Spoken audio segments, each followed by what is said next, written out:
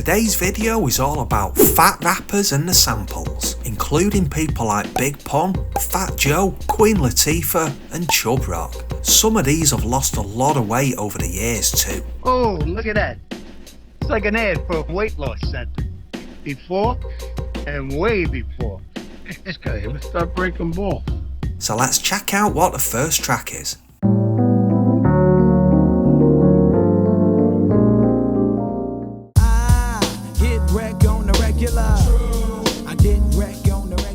Not sure how many of you remember Pudgee. He dropped one album in 1993 and his second album during 1996 only got released in 2016. Produced by Nick Wiz, known for work with people such as Cellar Dwellers, Rakim and Shabam Sadiq. A great track he produced for Shabam Sadiq is Arabian Nights from Sound Bombing Volume 1. So let's have a listen to the next fat rapper.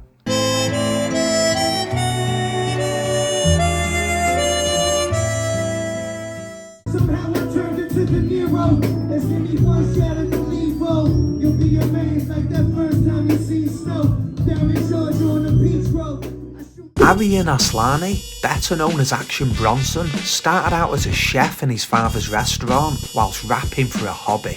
This changed when he broke his leg and he started to focus solely on his rap career. He still makes regular YouTube videos about food. The original record that The Alchemist sampled was from a Brazilian musician who worked a lot with George Ben, who the Black Eyed Peas have sampled several times in their music. So let's see who's next up. Remember this, as long as you live and breathe, I love you, babe. Who shot ya? Separate the weak from the opsa. Leap hard to creep them Brooklyn streets. That sample shows why it's always worth sampling in stereo and listening to each channel on its own. A fair amount of music from the 60s and 70s has sounds just coming out of one speaker, so you can completely remove certain parts, such as the vocals in this sample. You can of course use modern AI software to do this, but it will never give you the same quality results as this technique. At the time Who Shot You was released, Tupac took this as evidence that Biggie was behind his shooting the previous year in New York. The main problem with that is that Biggie talks about Brooklyn in this track, and the studio Tupac was shot at was in Manhattan. Let's check out the next track. The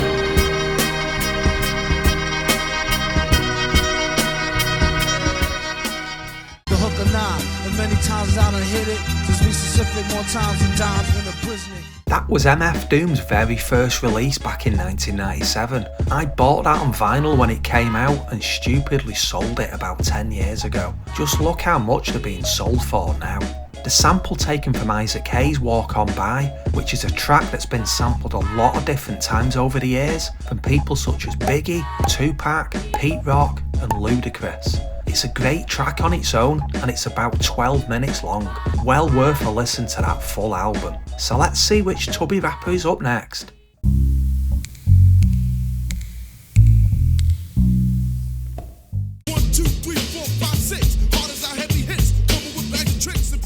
I couldn't have a video about fat rappers and not include Heavy D. The other members of Heavy D and the Boys were G-Wiz, DJ Eddie F and Trouble T-Roy, who the Pete Rock and CL Smooth track Troy was a tribute to. Pete Rock was also the cousin to Heavy D. So let's see who's next up.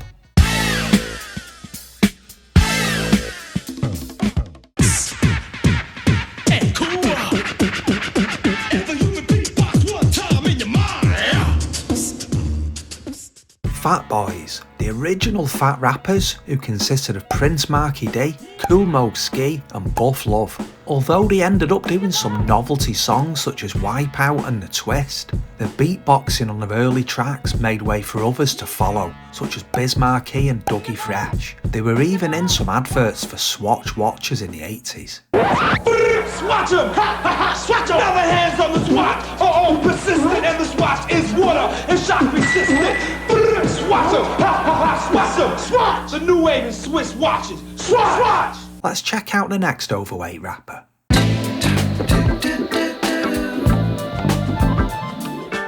Yes, y'all are killer like beaten. You could either dance or just have a seat and... Biz Markie took his name from one of the members of the L Brothers, Busy B Starsky, and he originally went by Busy B Markie. As well as being a beatboxer and rapper, he was also a DJ.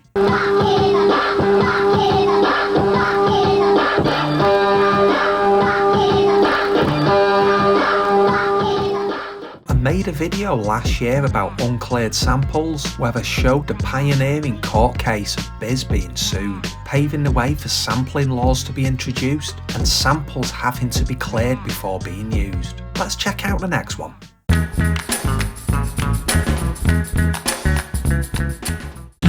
coolin', teaching those me in schooling, and the mic, this mic in my hand, I'm pulling. That track was from a debut album when she was only 19 and produced by the late great Mark the 45 King. Have a check of some of his YouTube mixes using tiny turntables. Queen Latifah has had a really successful career and she was also the very first rapper to get a star on the Hollywood Walk of Fame in 2006. She hasn't released an album since 2009 as she's been focusing on film and TV instead, appearing in films such as Chicago, Hairspray and Taxi. If you're going to watch Taxi though, check out the original French versions instead. So much better, and there's some baddies driving Mitsubishi Evos in them too. So let's see who's next up. Yo, I ain't a player, I just crush a lot. Jump on top of the rock and work them hips until I bust it. Big Pun or Big Punisher grew up in the South Bronx in New York. Aged 21, he reportedly weighed 300 pounds and was so big he couldn't even tie his own shoes. At the time of his death, aged 28 in 2000, he was listed as weighing 698 pounds. His first appearance was with Fat Joe on his 1995 album, Jealous One's Envy. Let's have a check of a Fat Joe track.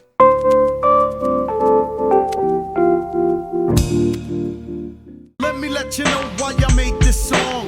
Brothers can't deal with the real word is born. Although that track appeared on Jealous One's Envy in 1995, it was released as a single the previous year and as a remix from his debut album from 1993 with the original version produced by the Beatnuts. The sample is taken from Ahmad Jamal, who was an amazing musician that's hugely sampled in hip-hop on tracks from people such as Nas, De La Soul, Earl Sweatshirt and Jay-Z. I would highly recommend listening to his music. Let's have a listen to the next track.